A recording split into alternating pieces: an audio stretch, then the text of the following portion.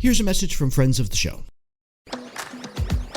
What up, Nerd Nation? Steve here from the Dads with Nerdy Ambitions podcast, or DNA for short, your go-to podcast for all things nerd culture. You want to know fun facts about the latest movies? Done. Interested in a new hobby? We've got you. Have questions and want to hear from the experts? Say no more. Join me and my crew every week to hear about our latest takes on everything nerdy and go on a few tangents on the Dads with Nerdy Ambitions podcast, where we know it's not just a hobby, it's hereditary.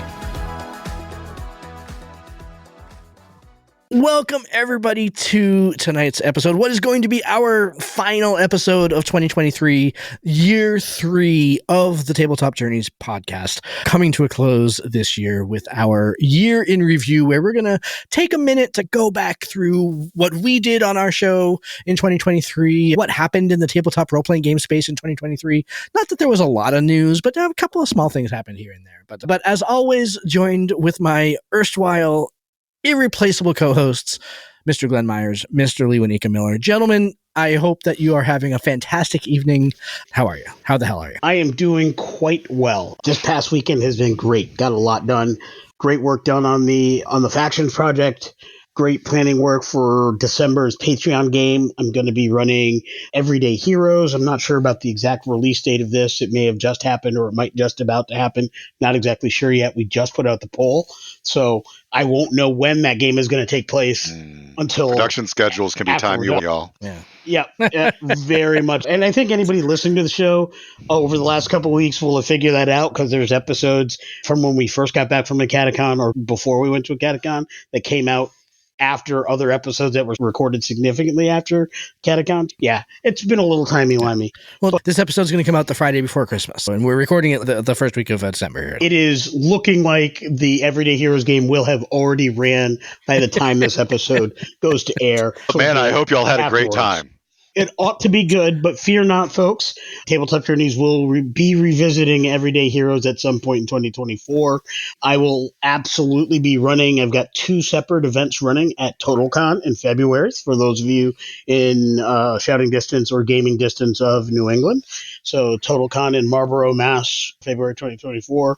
I'll have 2 tables there for that. Planning continues, so this will be my first time running Everyday Heroes, and I'm really getting excited about it. I am also hoping to be at TotalCon. I am a firm maybe at this point. So, having just come back from a catacon, I need to. Yeah, I'll be down in Virginia Beach, so it'll be. I may not make it back up for TotalCon, but yeah. I'm also doing well. It's been crazy getting through the post Thanksgiving weeks. The thing about your intro that really stuck me and hit me hardest was 3 years, man. 3 and freaking how surreal years. That's right. That felt when you said it, because in some ways it feels like we've been doing this forever. I almost don't remember when we weren't meeting all the time and talking about these things. Right, exactly. But in a lot of other ways, it really just feels like we just started still. It's strange to think that it's been 3 whole years and we're still going strong. I love it. If I can add on to that for just a second too, I think that this year included, but we have been very lucky over the course of these 3 years to do some really great, cool things. There are several examples that kind of come up all the time, but I think of some of the interviews that we were able to do when we had James Introcaso on the show, when we had the guys from Accidental Cyclops running The Real Thing. Like, they were back again this year talking about the next books that they sent to Backer Kit this year. All that sort of stuff. We spoke with James Hake just a couple of weeks ago. That's like some interviews that we have been punching above our weight for a really long time, and we still continue to be able to go ahead and do it. So I guess at some point, maybe the imposter syndrome will go away, and I'll feel maybe we're actually able to go ahead and we deserve this. We're okay. But some really great stuff we've been able to do over the course of these 3 years, and putting a podcast together is a lot of work, but it's also a lot of fun. Even like when we met like Autumn and Jared from Coaches with Dragons, right? Like, just a really cool show that you don't hear all the time. You don't hear that kind of a show in the TTRPG space. So I really think not often enough. We've been able to do some really cool things in the space that I'm really proud of. So yeah, but 3 years. Yeah. How crazy is that? Mm-hmm. Yeah.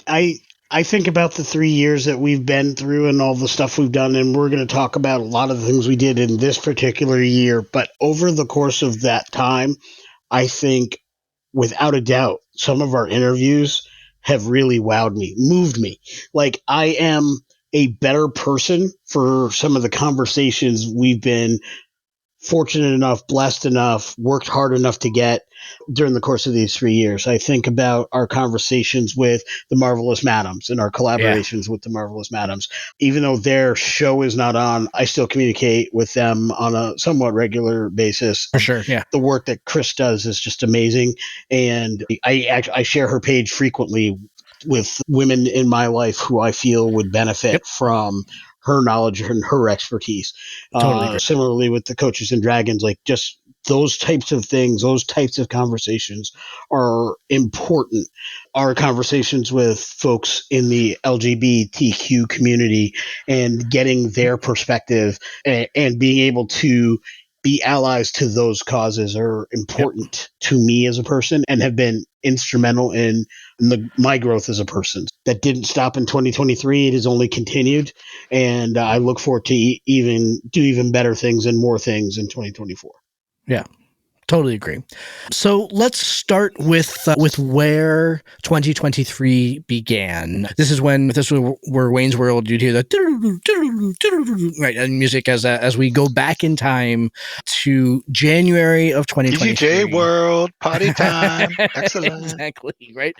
And of course, I at the end of 2022 welcomed the birth of my adorable daughter Alice to the world, and then we kind of began with a bang with the breaking of what became known as the OGL controversy with Wizards of the Coast. We've talked about this a lot on the show. We had several episodes about the OGL controversy, but really what I want to talk about is how that controversy shaped our show for this year, because we made several intentional choices and several kind of on the fly choices about what our show was going to look like in the wake of the OGL controversy. I can think of several, but I wanted to go ahead and go to you guys first. Glenn, I see you're shaking your head. What's the first thing that comes to mind when you think about how our show changed because of the OGL controversy? I've actually come to think of it as the OGL catalyst. Yeah. Because honestly, it kicked us into gear for a lot of things we'd been talking about doing. Yep. We based our original show 3 years ago primarily on D&D 5e. And that was a great time, and we put out some great content and some great material. But in year 2, we were really talking about, and by the end of year 1 even, when we really started experiencing some of the other games through actual plays. Towards the end of year 1 is when we got to record the Faith No More game, the real thing. It's also when we got to do Against the Dark Master, and we knew we loved lots of games, and we wanted to bring that into our show. Yeah. But we didn't really know how it was going to happen. And we spent that second year struggling with how to do it. We did bring more in, but not as much as we wanted. And it took the OGL catalyst to kick us in the pants enough to be like, okay, now we're in. Let's figure out how we're going to reformat our show to cover tabletop games like our name suggests, as opposed to just 5e. And I love where we are now and what we look like on the other side of it. So go WotC. Thanks for screwing us. I won't go so far as to say that last bit, but I will go so far as to say I love the term catalyst because I think that's the best way to positively frame what took place. To be fair, that didn't even happen in 2023. That happened at the end of 2022. We were dealing with the results of their decision that we found out about in 2022. While trying to figure out if we could put out our first exactly full Kickstarter book that we'd already sold and been paid for. But suddenly the licensing was different. That was good times. Yeah. So one of the things you mentioned, Glenn, is we had talked at throughout 2022 and towards the end of 22 about doing different things. I had specifically already run a one shot for a different 5e game, Black Hat Games, the spy game. Didn't hit everything I wanted to do, but I really did like it. And I knew at that point I had backed Everyday Heroes by the end of 2022. And I knew that was coming out in 2023. And I wanted to be able to play that game. It wasn't out and I wasn't ready and we didn't have all the recording time necessary to do it justice. So that's why it's going to happen in 2024, but I am going to get to play the game with our Patreons this month. We knew there were lots of things we wanted to be able to get to. Star Trek was on the list in 2022, but we didn't have the bandwidth. Everyday Heroes was something we were looking at. There was no way we were going to have the bandwidth. Bringing in other creators and more games, we knew we wanted them on the list, but we didn't know where that space was coming from. So what the Catalyst did for us was give us the open air. We put out almost a solid month of Star Trek content. Really got to know the creators and the creative minds behind a bulk of the Star Trek content, which was an amazing experience, a growing experience, friendships that are growing even to this day. And I feel like we're part of the Star Trek community through this, absolutely, honestly. And we're gonna see more from that community and more from the 2D20 system in 2024 as well. So I think you're right. It was a catalyst. It opened doors. It gave us the bandwidth to do more of what we originally set out to do. It was a conscious decision to not put D&D in the title of this show. And what we didn't know was how to realize that in our first year. Sure. In year 2, we had an idea of how to do that, but we were struggling with putting all the pieces and parts to make that machine work. And finally, in year 3, 2023, we got that thing rolling. We knew where we're going. 2024, I am so excited now that we have a great idea of how a lot of these things can and will work together. You're going to see some great things from the show that won't necessarily be at the expense of other games like WotC. We're just going to be able to give more air and more breath to the breadth of games versus one game at a time or 2 games at a time. And that's what I'm really excited about. Yeah. We learned what we needed to learn in 2023, and I'm so excited because our audience was with us for that whole ride. Totally. So let's talk a little bit about what 2024 is going to look like, at least the beginning part a little bit, and how we've taken the lessons that we learned over the past year and how we're going to put them into effect. So the first thing is that our Star Trek Adventures actual play Preservations is going to continue in 2024. There'll be another 10 episode arc for season 2. It's not going to start in January. Actually, I think the first recording date is in January. So probably going to air maybe February. It might not be till March, but it'll be early in 2024 when Star Trek Preservation starts coming back. But it is going to be on a little bit of a break. But don't worry, that's going to come back. It's going to be out on Tuesdays. That's going to be Star Trek Preservation's Day all year long, 10 episode arc. Looking forward to that. Build on that a little bit. I want to talk a little bit about how we're going to approach 2024, learning the lessons that we did from 2023, both about what's the kind of content that we want on the show, what are the kind of content that we want to be doing, and what are the kind of things that we want to be doing. And we're going to start rolling out these model months on the show here, where we're going to go ahead and take a independent creator, invite one onto the show here, and do a deep dive into the content that they're doing. So, for example, from the Star Trek world, we're bringing friend of the show, Al Spader, on, and we're going to be showcasing his game Sentience. That's going to include a small one-shot actual play featuring us and maybe other players if need be. It's going to include an interview with Al talking about Sentience, and it's going to include a deep dive by us into the game book, similar to the deep dives that we used to do on Tasha's or Mordenkainen's or any of the other books that came out from Wizards of the Coast. That's basically going to be in January. And we also have, because their Kickstarter is coming out in February, We Can Be Heroes. We'll be doing kind of the same sort of thing with them in February, but the goal is to do 5 or 6 of these a year, probably every other month or so. We want to make sure that we're leaving some flexibility for breaking news and for other game releases. That's the way that we want to go ahead and shape our Friday episodes. For fans of Star Trek Preservations, fear not, Star Trek Preservations Season 2 will be back in 2024. It's not going to be back right in January because we're not recording the first episode until January, but I would imagine that Star Trek Preservation starts back up again, probably in February or March. So stay tuned for that. But yeah, in fact, actually Star Trek Preservation Season 1 is ending this week. Make sure you keep your podcaster of choice pointed at Tabletop Journeys for the thrilling conclusion of Star Trek Adventures Preservation Season 1. And don't worry, our Star Trek Preservations Day is not going away during that break for new episodes. We have some unique content that has been recorded throughout the year, which will also be released during this break in seasons. Think of it as DVD special features or Blu-ray special features. We'll have those coming to you. And there may be some other surprises within that time frame. But like Josh said, Tuesdays is going to be our Star Trek Day here at Tabletop Journey, so that's going to continue on. Look forward to that. But I like the idea of leaving space around the focused months, just to make sure we can do some of my other favorite things from this year too, because we're talking about the year in review, right? Yeah. And one of the things that I was the most proud of that we did this year that I'd love to be able to make sure we still can make space for is I really enjoyed the 2 showcased series of interviews we did. The one on BIPOC content creators and the second one on female content creators for the respective months honoring them. Those were so fun to do, and we met so many really cool people. So I'm sure you'll see things like that coming into next year as well. Oh, absolutely, yeah. When I think back to particularly the Women in TTRPG month that we did this past year, I think that if Kate Tinius of Mice and Men and Monsters wants to come on our show and read the phone book, she is welcome to come back anytime she'd like to, because that interview was amazing. It was fantastic meeting her. It's just so much fun.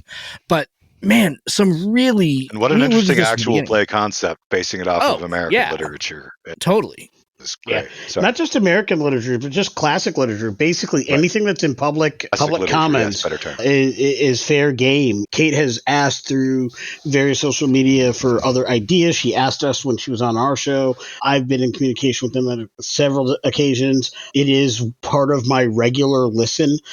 Their way of playing through Metamorphosis was amazing. Oh, man, I didn't hear that.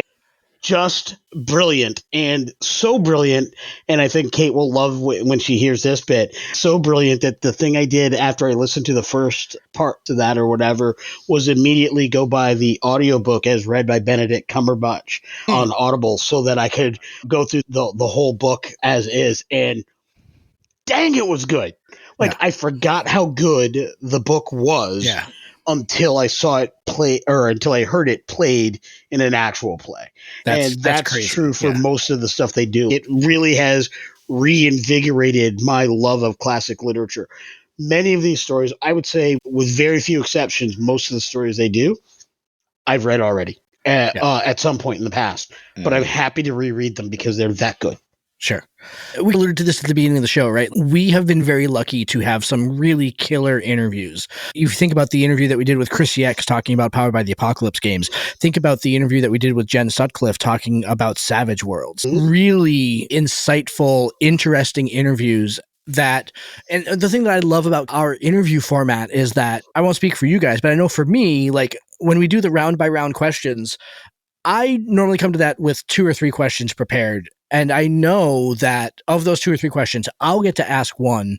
You two will ask the other 2. And then I'll need to go ahead and actually come up with other questions on the fly, just based on the conversation. If it makes you feel any, it always happens. The one question on your list you did get to ask will have also been on my list. Yeah, totally. Exactly. Yeah. Okay. Yeah. Oh, totally. I get it. I get that I'm not the only one getting snaked here. What I'm saying more is that, having to actually ingest the interview as they're talking to bring more questions out of the really interesting things that we didn't even know that they were going to talk about. That's my favorite part, is that getting them to open up and really say really interesting, insightful things. This year, we got to interview Adam Eason twice, and that man has got so much knowledge in his head about his game world and the ideas that he wants to go ahead and put across.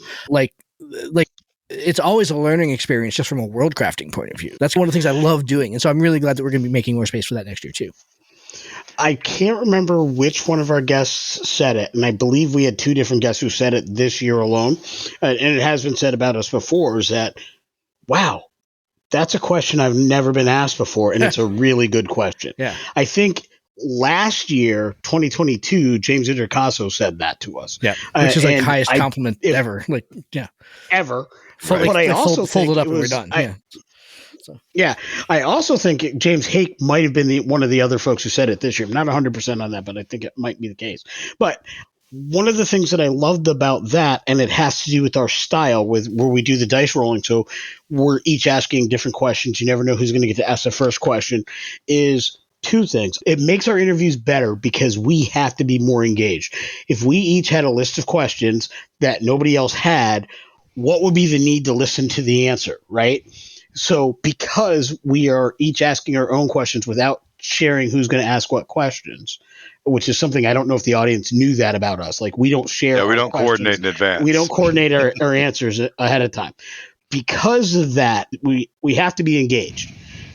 And not have to as in, dang it, I have to be engaged. It's awesome to be engaged because what also happens They're more great frequently than not is our interviewee will answer a question, one of the other questions, even though they were asked a different question. Like, it'll be part of their answer. So you already asked that question. I think I said it in one of the interviews that hasn't aired yet. I think I said it twice. I'm like, I've been snaked by these two before, but I don't think I've ever been snaked by the guest twice in one interview. It happens to me on the regular. I swear, at least as much as you two, the interviewee will snake me. Yeah. So by answering it in another answer, so we are more engaged, and I would think that's one of the reasons why folks like our show and like being interviewed on our show, because they know they're being paid attention to. I hope that happens on every show. I'm sure there are shows where we listen to shows where it definitely happens. And if you're ever being interviewed as a podcaster or a content creator, you know when people are paying attention to you or not. You just sense that. And sometimes it's there, sometimes it's not. But the reality is when it's there, man, it is awesome. For me, that's one of the things I love about the way we do things. And part of it is truly our style, the way we do things. We don't run a structured interview. And I'm sure that some of our listeners out there during some of our interviews might be sitting there thinking, my God, they could use a little structure. But we don't run a list of questions and try to keep it on track. We want it to be a conversation, which is why we need to be engaged. And the fact that because we run it that way means that we snake each other and get snaked so much also means that some of our best questions come from material we didn't even know existed before the interview itself, not from something we read in advance, not from the actual pages of their material or product that we got to flip through, but from the conversation itself. And that'll lead you to some of the greatest questions that we've been able to ask. And it truly has been so great to have those conversations. Yeah, I think the best example of that is when we interviewed Kiana Shaw talking about cyberpunk and their vision on the intersection between cyberpunk games and political activism. It was I've played Shadowrun for a really long time. I've been into cyberpunk for longer than that. I'm not sure that I had ever really heard anybody conflate those two things in that way. And it was fabulous. Just the way that they were able to lay out that tapestry about, of course, cyberpunk is political. There is no doubt that cyberpunk is political. If you don't think that it's political, you're not paying attention, kind of thing. Not that they said it that way, but that was, it was like, but yeah, of course it's political. It's absolutely political at its core. It has to be. And good cyberpunk has to be political, thing one. And so I think the other thing too is that if you think about some of the interviews that we did that are outside of the normal TTRPG remit, I'm thinking about the interview that we did with Jonathan Mendoza early in the year when we were talking about the work that he's doing in role-playing games and psychology and like counseling and mental health work. And again, we talked about this earlier with Autumn and Jared talking about Coaches and Dragons and how they're gamifying professional development and the work that's going on there. Like, fascinating stuff and interviews that you just don't get, right? Like you don't hear that a lot in the tabletop role-playing game space because a lot of times there are so many games to go ahead and talk about. There's so much news to go ahead and talk about. It's hard to go ahead and hit everything. And I really like that we're not afraid to step out of the box and be like, you know what?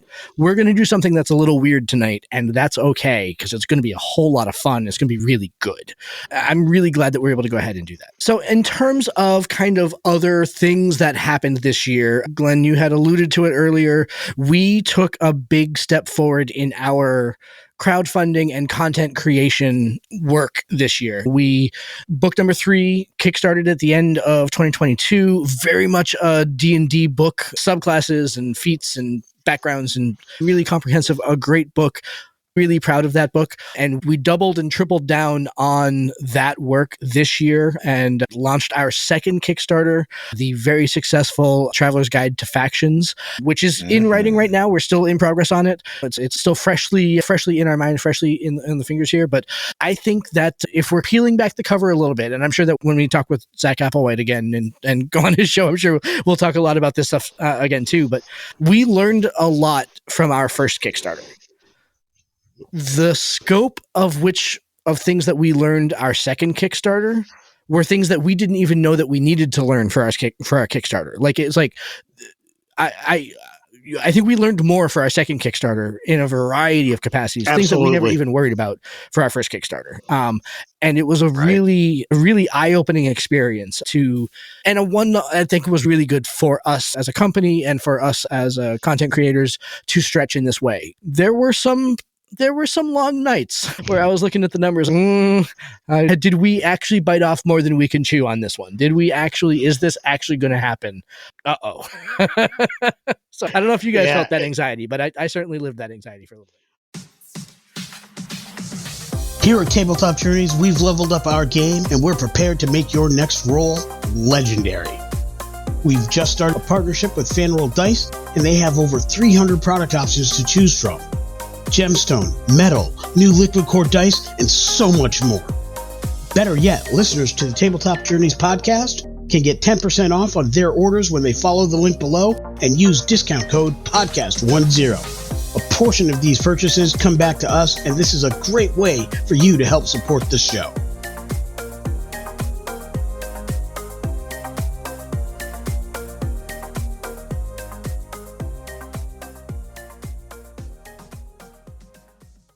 Absolutely did. Maybe not at the same time you did, but I felt them at different times. I'm going to backtrack just a shade because you glanced over another thing we did, and it was a much smaller project, but I also think it's critical to the success of the larger project.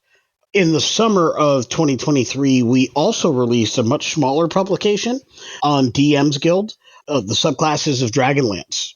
And Josh is going to put it on camera, and I'm going to snag a picture of it once he does. But it's important to note what that meant. Those were classes that were originally developed during the Kickstarter from 2022, but because they were IP focused, we could not release them in that format. So we set those aside. We love Dragonlance here at Tabletop Journeys, and so we wanted to make sure that we did something to celebrate the second of the latest trilogy by Hickman and Weiss. And so our idea was, hey, let's just do a little thing, make sure it goes on DM's Guild, and so we can put that out there, but let's do this as our send-up for these awesome creators that have meant so much in our lives. So a couple big things happened as a result of that. Josh botched your name again. Josh has the book right here. Oh my God. Show the book while you talk about how you botched it, and I will grab that picture. So embarrassing. Like, Miss Weiss, I will never be able to apologize enough for that. Yeah, like, fellow podcasters out there listening to us, let me go ahead and say that if you are trying to get a prestigious, they don't even have to be prestigious, actually. If you're just trying to get a guest on your show, the number one thing that you should do is spell their name correctly when you ask them if they will appear on your show. And if somehow you spell their name incorrectly the first time, make sure that you spell their name correctly the second time that you ask them. Yeah, that was not a bear trap that I just stepped in one time. That was a bear trap that I stepped in, got it off of my leg, healed up, stepped back in the damn bear trap.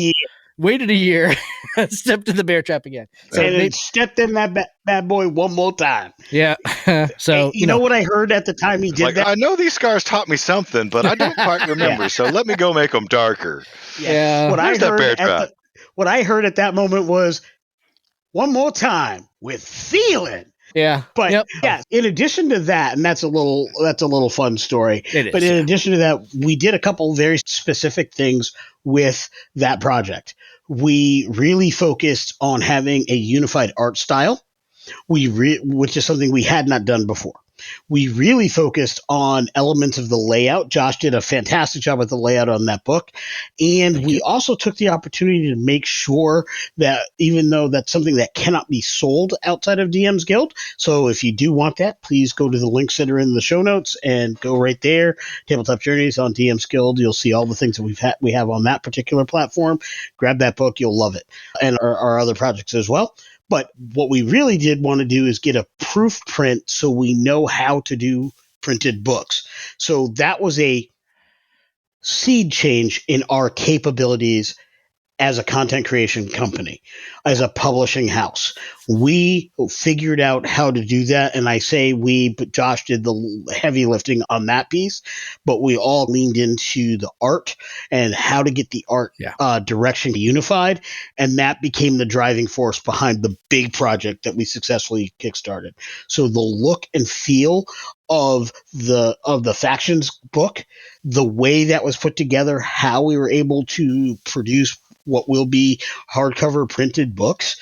One of the biggest and most important steps and strides that Tabletop Journeys took in 2023 was that small project as a send up to our inspirations, because it gave us the opportunity, the ability, the capability, and the proof of concept to move forward with what we did in the factions book and everything we're going to be doing in 2024.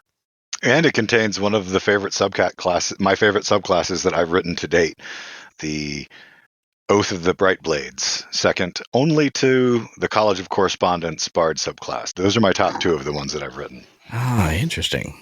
Yeah. Yeah, I had a lot of fun working with those subclasses. That was a lot of fun. Those Dragonlance subclasses, I remember when we were going to put them in the subclasses book, and it was a friend of the show, Jimmy Flowers from Splinterverse, who very kindly immediately after launching that Kickstarter promo video said, "Hey, FYI, you can't put Dragonlance subclasses in a Kickstarter book," which we knew. We understood that, and then tried to do it anyway. Just didn't think about it. Anyway, so he very kindly pointed that out. But from the moment that we wrote them, I knew that the Barbarian is really cool. I really enjoyed the Monk subclass that's in there. So all that to say, you're absolutely right, Lewanika, that the process that we went through for that Dragonlance book absolutely laid the groundwork for the faction book that we're doing. Like, I'm very much a preparation, keep things in front of me kind of guy. And if we were going to do a hardcover printed book, I want to know, how do I print a book? How do I get a book printed? And so that was absolutely intentional. And so I appreciate you recognizing what my method was on that and going with me on that journey, perhaps. Exactly, on that journey, perhaps. And let's not forget, too, that there is a third Dragonlance novel coming out this summer. I will speak for myself. Indeed. That I would be willing to bet that the three of us, so deeply interested in Dragonlance and invested in the trilogy, perhaps there is more fruit on the vine, so to speak, of things to come out this year. And I think that's one other thing that we want to talk a little bit. Yeah, go ahead. Want to know what the lowest hanging piece of fruit on that vine is? What's the lowest hanging piece of fruit? Third chance to spell her name right. Yeah, I'm just never going to live that down. That's just not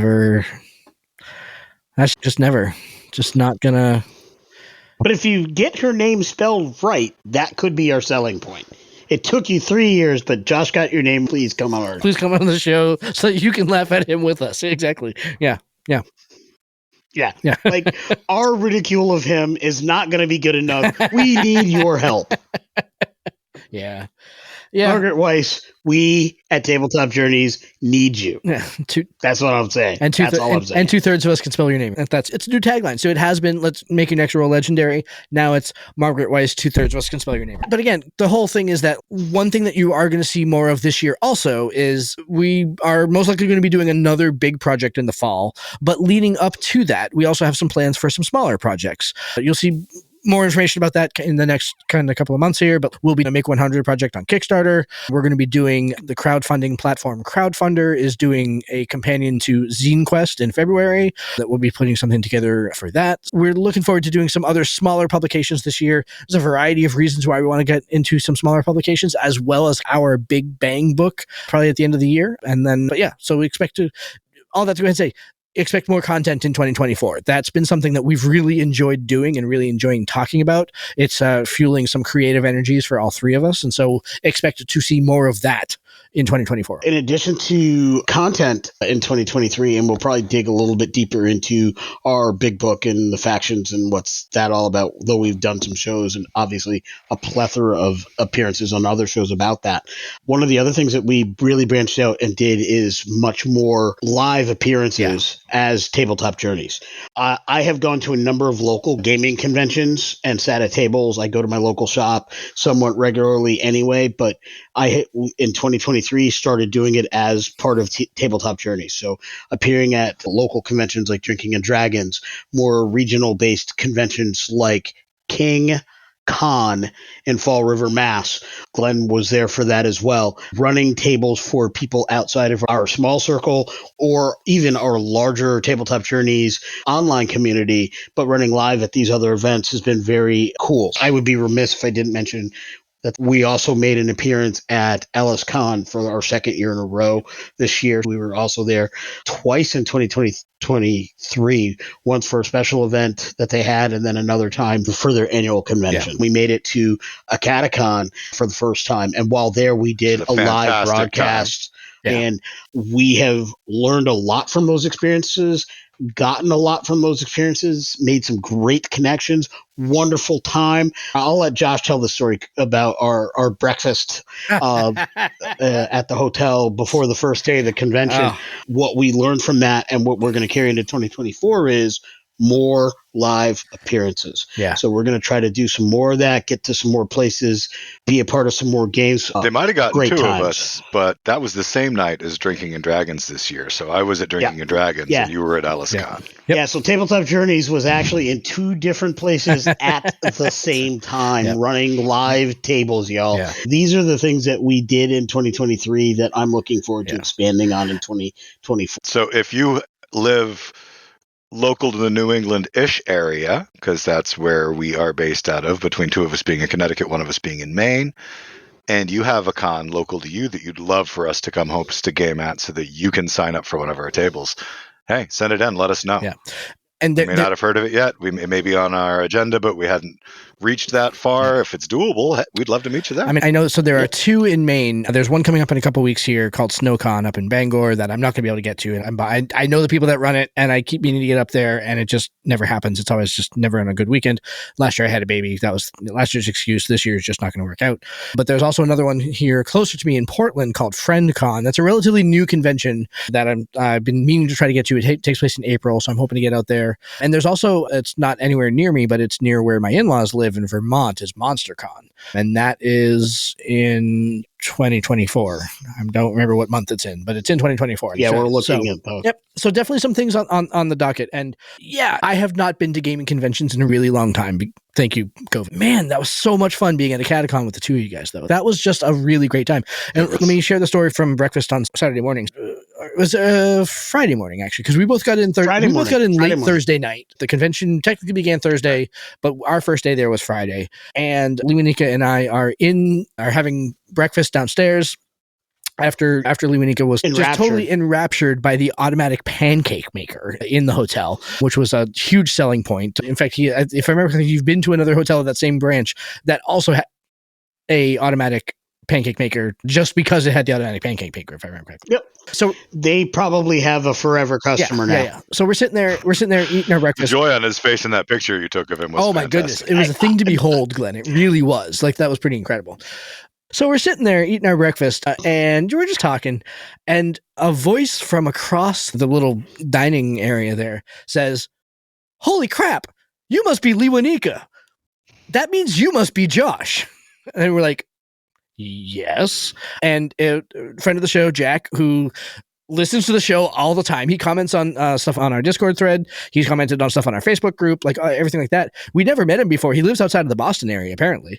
Comments, says, "Hey, I know you guys. I listen to you guys all the week." And he looks at Lewanika and says, "I would know your voice anywhere.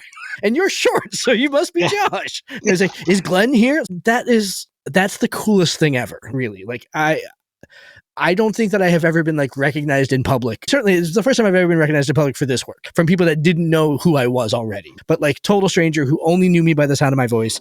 Here's my voice, and let's be honest, here's Lewanika's voice, because he does have a fairly distinctive set of pipes. From across the room is, "Wait, I know who these people are," and introduces himself.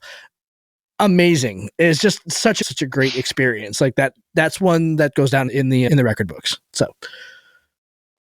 No, that was the highlight of the trip for me, too, and I wasn't even there that morning. They were staying in the hotel together because they flew, but Trish and I drove down in the RV, so I was actually staying at about half an hour away. But having a fan of our show from Massachusetts happen to run into us at a gaming convention in Ohio, and to be recognized. And he was in our live broadcast. Yeah. Yep. He was in our live broadcast while we were there too. He came up to be part of the audience, and that was really cool and really special. And honestly, that was my first time, because I didn't get to go to the convention in Maine where we did a recording in front of a live audience. Yep. My first time doing an actual live recording with a live audience in front of us, and that was really cool and special for me too. There is something about doing a live show and recording in person too. Like there's something. We are in like disparate parts of the country. Like we record online because we have to, but there is something magic about being in the same space and kind of being able to bounce ideas off of one another, but also just being able to be in the same space and share the same space. It was really special. The energy in the room, but just adding the fact that the three of us were in the same space is one thing, but then adding in the audience that we had, from Jack to the two guys who ran us through We Can Be Heroes, and the questions we were getting from them, all of that just made the whole room was charged, and it was great. Yep. Yeah, meeting the folks from Bud Stuff Games was absolutely enriching. I've had a number of conversations and chats with them on social media since the event, and we talked a lot after we played in their actual play. Then we did the show, and then we talked with them a bit after the show as well. And I can assure you, I was as enriched by their participation and what they brought to our collective table as what they have said we provided for them. That was very reciprocal. There was a lot of give and give. There was no take. It was all give and give in that room. And I think that was wonderful. There are lessons to be learned from that as far as how to run games, how to play at games, how to be an audience member, how to be a host for events, and how to do this podcasting thing that I picked up, and they won't be leaving me anytime soon. It was just a great experience all around. There's a reason that we're going to have them on the show, and they are great. They're great guys. First of all, their game is super fun. I think that you folks out there listening, I think you're really going to enjoy it. Glen one-shotted one of their big bads.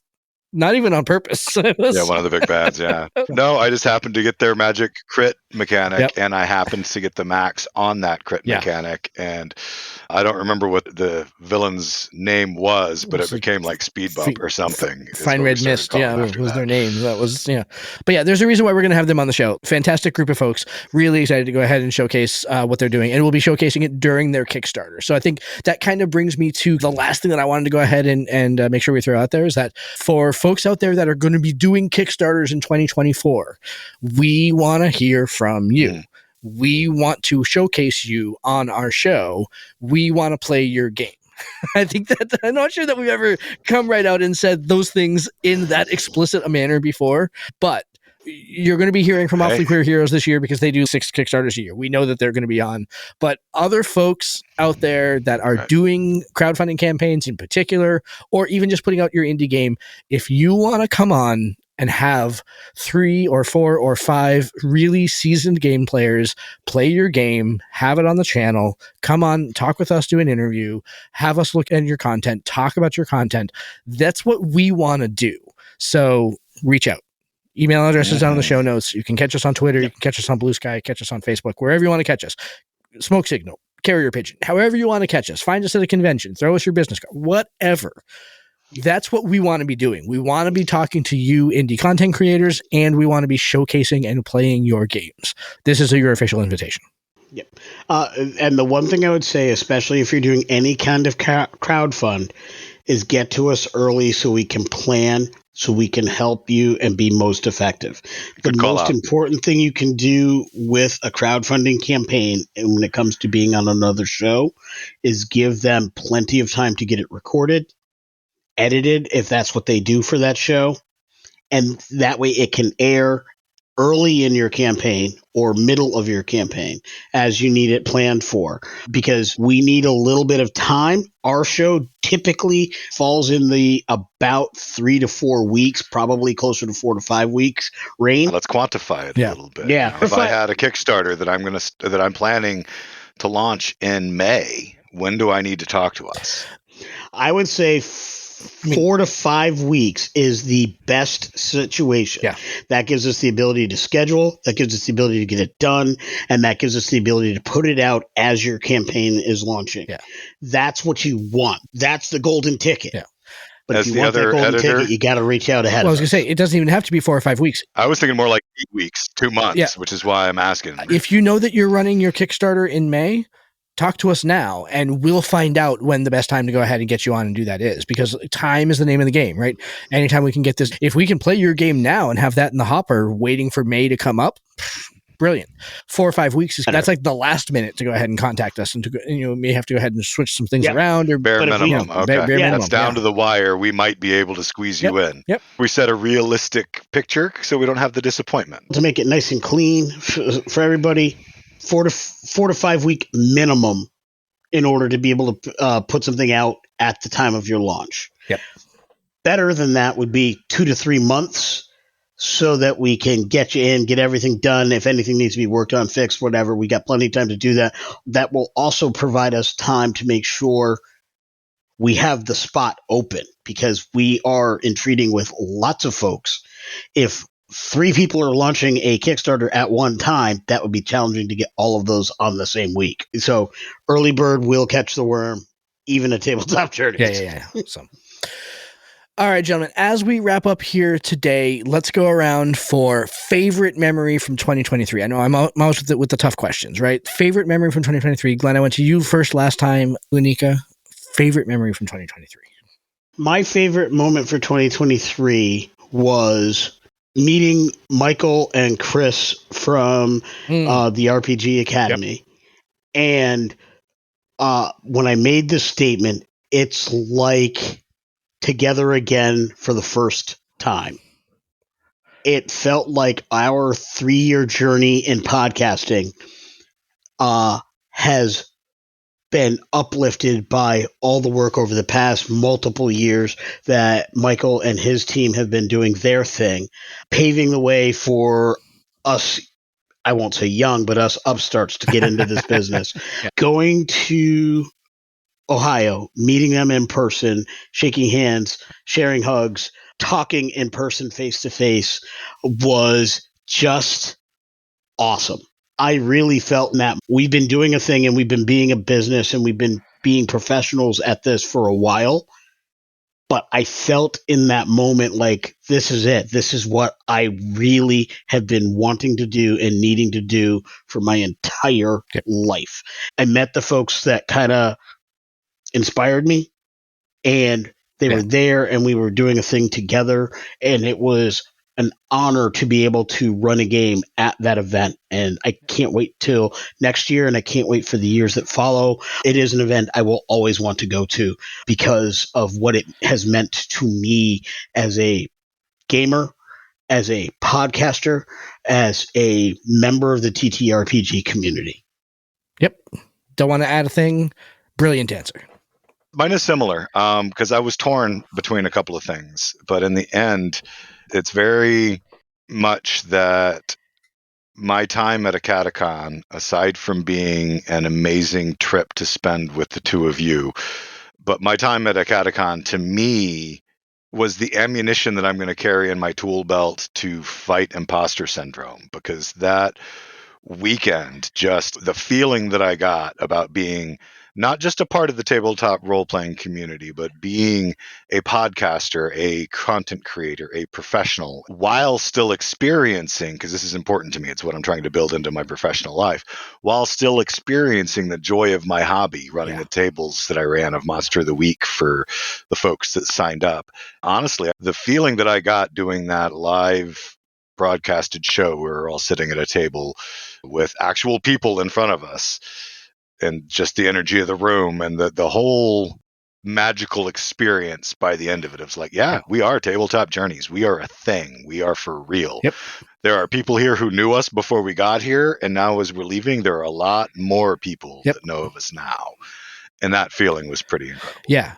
Here. I will echo what you said also about running a game at a catacon, because I got to run a brand new Star Trek module that I wrote with people that did not know me, just wanted to play Star Trek, and most of them never even played the system before. They just wanted to play in a Star Trek universe. And the best compliment that I received from everybody there was how it didn't feel like traditional Star Trek, but it was still a lot of fun because I went really out of the box in a really bizarre direction with this. And it's one of those things that like I wasn't totally sure that it was going to work. I will be honest. I was genre blending Star Trek and Cthulhu a little bit for that like dark horror, and I wasn't sure it was going to work. I felt like it would. I thought that the mechanics were really going to be in my favor, and they absolutely were in exactly the way that I wanted them to be. I was really glad that it worked and how receptive they were to it. That was really fantastic. Catacon was an amazing experience. Everything you guys have said is absolutely true, and I echo all of it. Just for a little bit of diversity, I'm going to go a different direction and not talk about a Catacon as my favorite moment. I'm going to talk about when we were able to bring Jason Ward and Jason Piercy back from Accidental Cyclops to talk about not only reminisce about our first real big actual play when we did the real thing, but also what they're doing right now. I guess it's successfully completed now, but with Angel Dust and King for a Day, the next installments of that game. That was one of those interviews that we sat down and started recording, and after an hour and a half, it was like, oh crap, wait, we actually need to go ahead and wrap this up here and make it somehow a cogent episode, because this interview could go on for another 2 hours. And that was the same way that playing the game with them was also. Like, I don't know if you guys remember, but like when we recorded with them, those sessions were really long because they were super in depth. Yes, we were all like super into it. Yeah, like that was, again, it was one of my favorite moments because it reminded me of that moment from when I feel like we first made a big turn in the show and everything like that. That's what I want to go ahead and talk about. I might have been able to jump on board of that as a favorite memory, because if you will recall, I tried so hard to force the AP of their game because we had such an amazing time the first time. And I know schedules were tight, and that's why, but I got the door slammed on my fingers over and over again. It's such a painful memory. I can't believe you brought it up. No, it was amazing. I loved having them back on. We could sit down and talk to the Jasons all day. Yeah, quick shout out to Mike from 19 Hits the Dragon for his involvement in the first AP with the real thing. Mike, been a friend of ours since the beginning, pretty close to the beginning of this thing. That won't change. Good times. And to both the Jasons, Ford and Piercy, man, the game you have made is brilliant. And the game that was run for us, brilliant. I've done a lot of single Kickstarters. I have never put as much cash into a single Kickstarter as I did for Angel Dust and King for a Day. That is the biggest spend. That is the biggest spend I've ever done on a Kickstarter. And 90% of that reason is there is no way I could have gotten less than what I got. If I could have stretched for a little more, I would have. But I would have been angry at myself and the universe if I did not get at least what I got. That's the sign of an absolute amazing Kickstarter. But honestly, some of our favorite memories, even though we really focused on a Catacon while we were mentioning others and we're all cheating, come from the games we've brought people in to play with us. So we played the Burn 2D6, the system. We played what we decided to name Bullets and Bang Tales, that 1920s kind of Cthulhu, kind of pulpy, occult, investigative pulp kind of adventure. That was a lot of fun. That was such a fun game. That was an amazing time. I'm sitting there with an internet page of 20s slang open, pulling out things like "Shake your getaway sticks, we got to get out of here." That was such a great time. Yeah. And anytime we get to sit down and play together is always amazing. Yeah. And that's why Josh was saying, hey, independent creators, we want to play with you. We want to play with you. Yep, absolutely. I think one of my favorite games, and I'm so happy to hear that this successfully kickstarted just a couple months ago, but when we had Crystal Norton come on to run a game of A Divine Calling, that kind of pseudo high school Magic Academy. Yes, we went to prom. Oh my God, that was just so much fun. It's one of those things that, like, when you first look at the premise, like I'm looking at the premise, okay, sure, we'll play the thing. Like, I'm sure it'll be a good time. It was way more fun than I actually thought that it was going to be, and so that really says something about the system that, like, that it was that good. Yeah, in 2022, I want to give a powerful mention to Babies and Broadswords, because that was the one that was like, I thought going into it, okay, I guess this could be fun. My thought going in is we're always going to have fun at a game table. I did not expect to have as much fun as So we ridiculous, had. Like, it but blew yeah. me away, the amount of fun. And I think with Divine Calling was the same thing. I expected us to have fun because when we game, we have fun. That's what we do. Yeah. That's who Right. we are. We are role players. We are gamers. We will have fun. Yeah. The amount of fun and how that kind of played out far surpassed my wildest imaginations. And that's a sign of a great game. As we're talking about these other games that we got to play from other creators, I have one more what's your favorite moment from 2023 to ask you guys. And I'll give you mine. Since the OGL Catalyst, and we really branched strongly away from 5e, not just in terms of content, but trying to master other systems because we're also content creators and running games for our Patreons and our private games and at conventions. So we've all been learning a lot of other games, right? And I know we all have done a lot with Modifius. So aside from Modifius, not because Modifius isn't awesome, but because we could all pick that one. What's your favorite new system that you've learned this year? And mine is Monster of the Week, powered by the Apocalypse build. It has been a blast. I ran it at a Catacon. I ran it at Drinking and Dragons. I've run it for my family twice. I'm setting up another game next month. It might become an occasional Patreon game. We've really gotten into the Powered by the Apocalypse games the last couple of years, and Monster of the Week running like a supernatural Buffy style horror sitcom ish all at the same time rolled into one.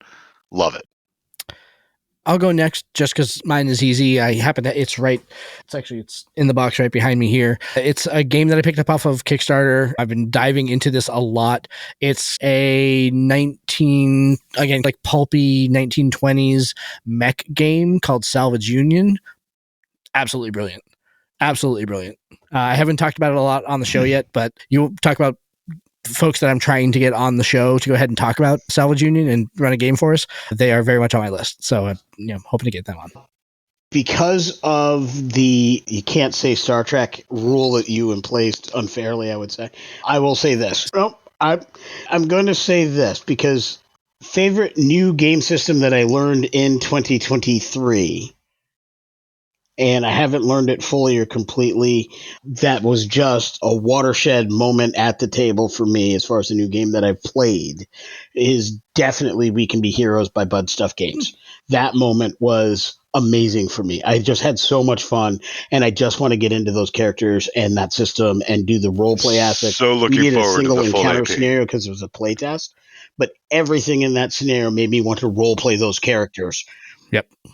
Yep, and I think that's the key. Like, if you have an encounter that makes you want to role play, you've done something special. Yep. Team over there, great job. That's my favorite new game system of 2023. The cheat for me is this. I actually learned Star Trek in 2022. I just didn't get the chance to run it until 2023. That's how I'm going to get out of putting Star Trek against anything else, because it is what it is. I like it. I will say this. One of my favorite moments in gaming from 2023 was in the very first episode that I ran for Star Trek Preservations. And that was when the Delamas Christians ship engineer, Lieutenant Tanari, just dropped his phaser, hopped from behind cover, and went at the Romulan attackers with his Ushan blades. He's an Andorian, played by Dave. Amazing. That was a moment that just sticks in my head and was so cinematographic. I see it every time I think about it. Tanari's a great character. I see the corridor. Great, and it was all done through theater of mind. There was we didn't have any maps or whatever there, or whatever. It was all theater of the mind. But it was absolutely, and he did it a couple different times during the course of season 1. A few spoilers there. I was about to say, very first he did time that in the Breen Asteroid, man. Najar didn't have the information to know this was a pattern of behavior. He would never have given him the damn phaser rifle in the first place. Put it on the ground and went after the guy with a knife. I'm like, why did he give you the freaking rifle? Andorians don't care. Okay. They will do what they got to do. It was that singular moment that I realized this was a game for me forever. Like, I will always be playing this game. And it was because the game allowed that amount of fun in that moment, and it was awesome. So that was my favorite gaming moment. All right, gentlemen, let us put a lid on 2023. Fantastic episode, fantastic year. Really looking forward to next year. Everybody out there on the channel. Next week, we are going to do our infamous or infamous blooper episode. We have one every year. All of the things that happened on the show. No, excuse me, not all the things that weren't fit for radio, because there's some things that stay in the blackmail file, but things that were not fit for radio at the time that the episode came out. Yeah, things that were not fit for radio at the time that the episode came out. But now it's the end of the year and we need a little bit of content, so we're going to go ahead and put out a bloopers episode. They're always fun. I have a ton of fun putting them together, so I'm really looking forward to. And we were actually worried because we were getting pretty good at this podcasting thing, and about halfway through or 3/4 through the year, man, we don't have very much for the blooper episode, until we realized that Lewanika and I had independent lists of them and we're storing them in different ways.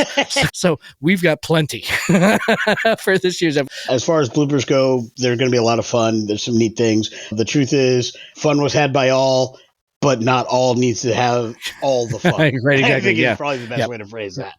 Don't forget to also, this coming Tuesday on the 26th, the day after Christmas, Boxing Day as it will, the season finale episode of Star Trek Reservations comes out. That'll be a good time as always. Gentlemen, thank you very much for joining me tonight. Thank you very much for joining me every week. Thank you very much for an awesome 2023, and I'm really looking forward to next year. Until then, I will not talk to you next week. I think our next recording date is like a month from now. Everybody out there, happy holidays, happy safe New Year, all that stuff. And yeah, you'll be hearing content all the way through here, but we'll be back in the new year. That's the best way to sign off. I will just say, echo Josh's statements. Happy holidays to everybody. Enjoy.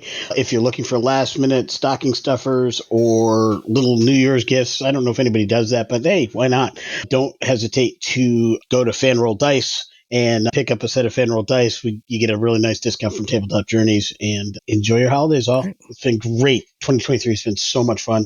Thank you for inviting us into your homes, cars, cell phones, wherever you listen to us. It's been a pleasure and an honor to be a voice that you spend time with. May your days be merry and bright. See you in 2024. Good night, all. Good night. Later. Thank you for joining us. This has been Tabletop Journeys. We would love to hear your feedback on our show today. Join us at www.ttjourneys.com, where you can subscribe to the blog to leave comments and see all the content that we publish beyond the podcast. You can also stay in touch by subscribing to our Twitter, Tumblr, or Instagram at TT Journeys, joining our Facebook group, Tabletop Journeys, or by sending an email directly to podcast@ttjourneys.com. Our full episodes come out every week on Friday, and every Tuesday features actual play and gameplay showcase episodes. Looking for early access? You can support the show and get episodes before everyone else at www.patreon.com/TT Journeys. Check it out today and see all the awesome benefits we bring to our supporters. Lastly, if you're listening to us on Stitcher, iTunes, Podchaser, Spotify, or Audible, we would really appreciate it if you would like and subscribe to the podcast on that platform. Thank you for listening and for being a part of our growing community. And we bid you fair tides, friends, for legends await.